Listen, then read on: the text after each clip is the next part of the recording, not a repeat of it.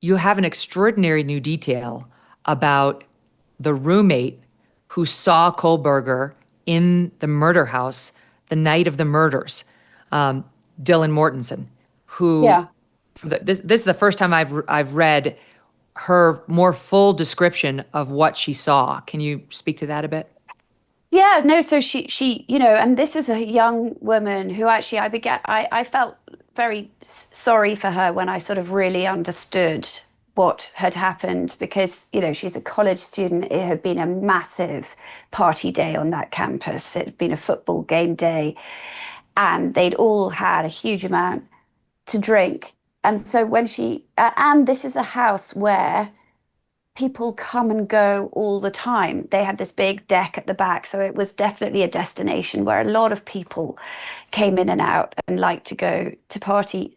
So when she initially sort of hears this noise and she pops out of her bedroom and looks around, she actually goes in and out two or three times, but it's the third time she sees this guy and she thinks he must be a firefighter, and he's dressed in black. He's got this black mask on, but he's holding something that looks like a black vacuum. And she's like, "Is there a fire? What's going on?" And she was frightened enough to go back into her room and look for her taser, which was flat.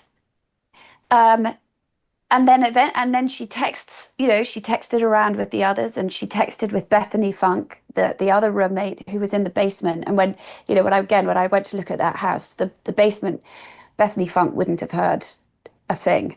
Um, Mm. and eventually she sprints down to Bethany Funk, but she thinks she's just had a lot to drink and that she's hallucinating and that she's gone mad. And that's why there was this delay.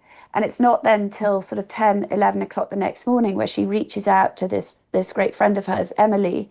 And even Emily, when Dylan says, "Can you come over? I think maybe someone was here. I saw something completely strange last night."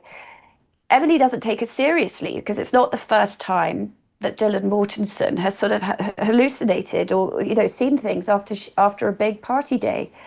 So I think that one of the themes in the book is the sort of the cruelty and the harm that happened as a result of the sort of true crime mania, that a lot of these kids who were already dealing with shock and loss and fear in that first 6 weeks because they wondered if whoever had killed their friends was now coming for them.